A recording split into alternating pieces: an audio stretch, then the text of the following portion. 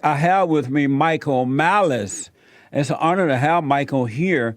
Michael is the author of Dear Reader, the unauthorized autobiography of Kim Jong-Il. He's also the host of the podcast and YouTube show, You're Welcome. Michael, thank you so much for coming on. Oh, it's a great pleasure, Jesse. Thank you so much. You're welcome. Are you a military man? You look like a military man. I am a good Brooklyn hipster. So even though from the front it looks military, it's shaved down to a point in the back. So it's military from the front, Williamsburg from the rear. That's amazing. So, Michael, is it true that you were born in the Ukraine under the USSR? That's correct, yes. That's amazing. Tell me a little bit about that. What was that like for you? When you're born in the Soviet Union and you see a lot of what's going on now in America, it's kind of obvious that these are Soviet-style tactics. The way people are picked off one by one is a mechanism to control the larger population. Orwellian tactics like saying, using certain words to mean the exact opposite. Having the media and corporations in certain senses and the government in cahoots, not in an official capacity, but everyone independently knowing what their role should be. Obviously, there aren't corporations per se in the Soviet Union, but so many of these techniques that, my parents talked to me about what's like in Russia back in the day, it's just very apparent that it's happening here. So it's kind of shocking to me that Americans aren't aware of what is happening. So when you see it happening, are we too far down the road to turn it around?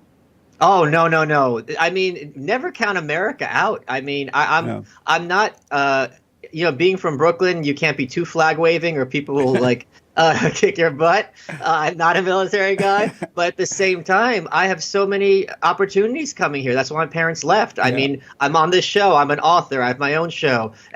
So many chances that I had because I worked hard and applied myself. So I think we are a long way from done, despite the efforts of America's enemies to the contrary. What do you think about the banning of Alex Jones by YouTube and others? Yeah, I've been on Alex's show a few times. I think I'm a troll on Twitter. He's the one person on earth you can't troll. You can't, I don't know what you could say to him that would make him look silly. But I think it's very interesting how, this is an example of why we're winning, I think. 30 years ago, you'd never have heard of Alex Jones. Right. 30 years ago, you'd have entire populations whose voices could not be heard and they'd be swept under the rug. Now you're at a point where you got to pick off people one by one. So that, in a sense, is an improvement, although this is a danger. And more importantly, as soon as something's done to him, there's a huge discussion and a reaction to what are they doing and what does this mean? Whereas before, let's suppose if there was 3 networks and they make someone disappear, you are not going to have an outlet to discuss their techniques. So this is something that's healthy, although it is obviously a problem. Absolutely. So I wanted to ask, do you speak Russian? It was my first language, yeah. Oh, yeah. So when I talk about immigration on Twitter and people start yelling at me sometimes, not knowing I'm an immigrant, I'll tell them, English is my second language. Make it your first. So let me hear my name in Russian. It would just be with the Russian accent, be Jesse. Oh, this? Oh, okay. Yeah. That's interesting. So let me ask, we started Men's History Month. August is Men's History Month. Last month, July, was White History Month. This month, August, Men's History Month. What do you think about that idea? And do you believe men are under attack? Oh, I think I don't know if it's men per se that are under attack, but I think masculinity is under attack. Very often when Trump acts aggressively towards his opponents, he's attacked that this is inappropriate, this is unacceptable. Harry Truman, who was, a centrist Republican for Democrat, for his time, he threatened to beat up a reporter, and they don't ever bring that up. You know what I mean? But when for example, the New York Times just yesterday or the day before had a list of people that President Trump insulted. And one of the insults they included was him saying that Obama did nothing about North Korea. Well, that's not an insult. That's a criticism. And that's something you would hear over the decades. So this clutching at pearls is completely absurd. And at the same time, women are encouraged to be aggressive and go for theirs. But somehow when men assert themselves, this is regarded as a problem. And they say it verbatim. They say toxic masculinity, toxic masculinity, toxic masculinity. But they never say what non-toxic masculinity is other than, I guess, submission to the progressive ideal. I agree. This dog, Omarosa. Yeah. What do you? How do you see what she's doing right now by really trying to keep herself in front of the people facing? I don't have sympathy for the president. Here's why. He knew it was a snake when he picked it up. Yeah. On her show, the way she went after Piers Morgan and his family, she attacked him because of his kids. On All Stars, the first person she picked was Bret Michaels, and she went in that boardroom and said he should be fired, and she got him fired. He knew what she was dealing with. This woman, LaToya Jackson, who by all accounts is a sweetheart, said on the show, on camera, that Omarosa probably killed Michael Clark Duncan, who was her fiance. And at the reunion, they asked LaToya, do you want to apologize? She goes, no, I'm sure she did it. So he knew what he was dealing with. He knew she was a snake. We all knew she was a snake. Yeah. So I don't have sympathy for him. And of course, everything she's saying is a lie, because if there was a tape like this, it would have been out in October 2016. Yes. It would have been channel coverage. Yeah, I totally agree. I don't feel sorry for the president for doing this, because you're right. He knew the type of person she was, and yet he hired her. I just think that it's a shame that this woman has no class. She has no character, and she's supposed to be a preacher woman. Do you know that she's a preacher? No. Yeah. Oh, no. I guess even the devil can quote scripture to suit her purpose, right? Yes, sir. Absolutely. So I just hope that she's not influencing other young black people, because they have enough problem already. And because she is a preacher, because she's black, and now she's going after the president, and I just hope that she doesn't influence a lot of black young people. I'm sure you're familiar with the website The Root. Yes. So it was very funny. They had 3 tweets over 2 years. One is, Omarosa looked great at the red carpet. Then when she's in the White House, they're like, we're not believing Omarosa's lies. And now it's like, Omarosa's got the president. It's like, whether she likes it, if she hates him, she's an honest person. Yeah. But if she likes him, she's a liar. It's just fascinating. It is. You visited North Korea, and you wrote a funny book about it. You've never been, Jesse? It's the new Milan. So far, I haven't. I hope to go one day, but I haven't gone yet. So let me ask first. I want to ask about that, but what do you think of what's happening with the president, the Great White Hope, and little Kim right now? Oh, I got to tell you, this sounds like a joke because it's so absurd, but I was very, very hopeful about what was going on with North Korea until I saw how badly he got played by Omarosa. Because in all seriousness, Kim is a murderer. I mean, they starve children for political purposes. They have concentration camps, and he knows that's what he's dealing with. But the fact that she was able to kind of run circles about him in the eyes of the press has gotten me a little discouraged. That said, anytime you have hostages being released from a foreign country and come home safe on American soil, that's a win. Anytime you have closure for the families of veterans, to me, that's a win. Anytime talk is going toward peace as opposed to going toward war, that to me is a win. Yeah. So I am very hopeful, but I'm under no illusions that this is the worst country, North Korea, on earth. When you went there to visit, what did it look like? I mean, what was it like being there? It's impossible to describe on an emotional level, because here's the thing. They take your cell phone. There's no internet. There's no media. So you have no awareness of the outside world, which is something we can't even wrap our heads around, because you don't know what day it is. Because you know what I mean? Like every day is the same.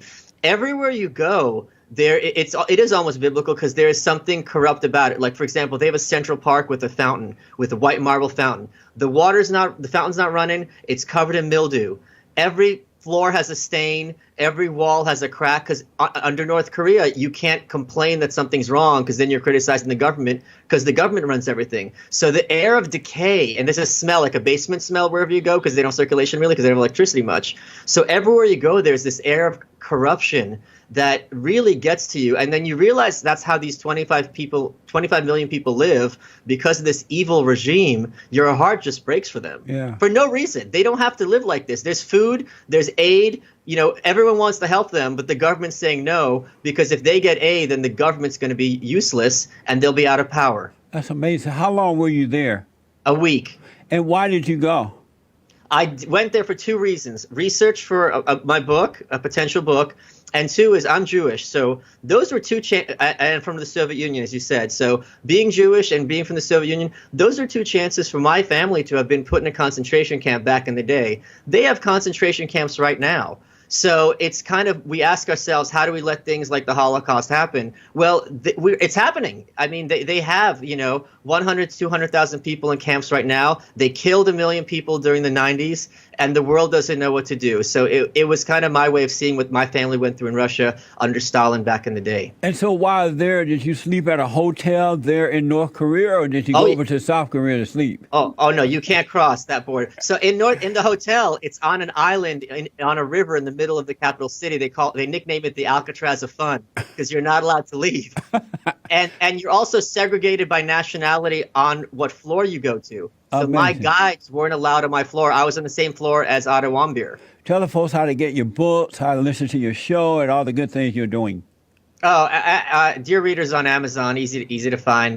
You can find it on michaelmalice.com. And You're Welcome is on iTunes and YouTube, so it's easy to find as well. I was surprised when you said that you were a Jew, that you were Jewish. How did you get the name Malice? Where did that come from? Malice by name, Malice by nature. Were you born? No. I mean, did you switch names or something? I mean, yes, sir. Oh, you did? Yes, sir. And why?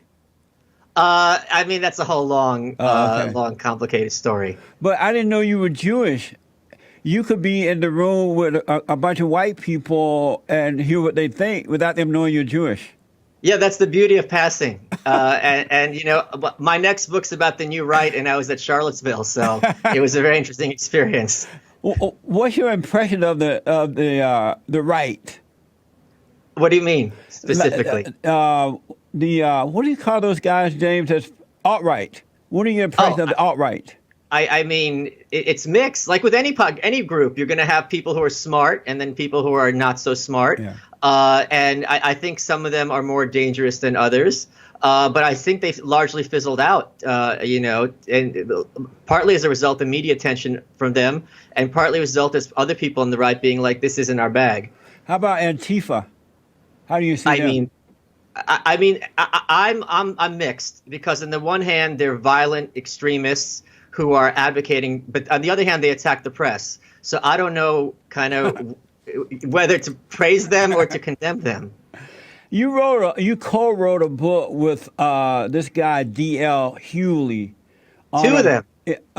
And so how did you guys come together and agree to write a book? You're not a DL fan? I'm sorry? You're not a DL fan? He's one of the kings of comedy. Right. I'm not against him at all. It's just that he seems so liberal. Well, I mean, I have many liberal friends. I'm from Brooklyn, like I said earlier, a couple of times. The book was about his ideas, and he's a smart guy. He's not PC at all. Yeah. He has a strong point of view, but it's a very coherent and fair point of view. So I don't think that I could work with someone who's like a politician or someone who is, doctrinaire, but I had a great time working with him. He's amazing. So you can get along with people on the right and the left. Oh, absolutely, yeah.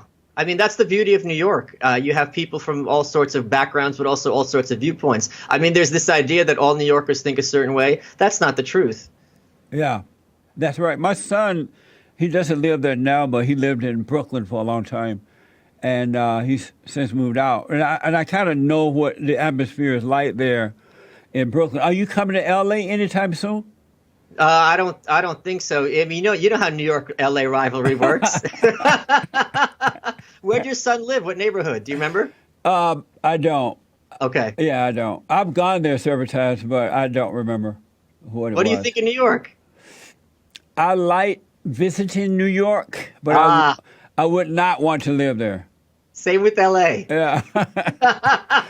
So I got to ask you this, and then I think I'll be done at this time. Okay. So this whole thing with Paul Manafort, Yeah. This whole trial that he's going through now, and as you know, he worked for Trump at one time. And by the way, I did an interview with D.L. Hughley. He came here to my studio. He interviewed me. It was very interesting. So, so I like him as a person. Yeah, great guy. Yeah, I just don't agree with his politics.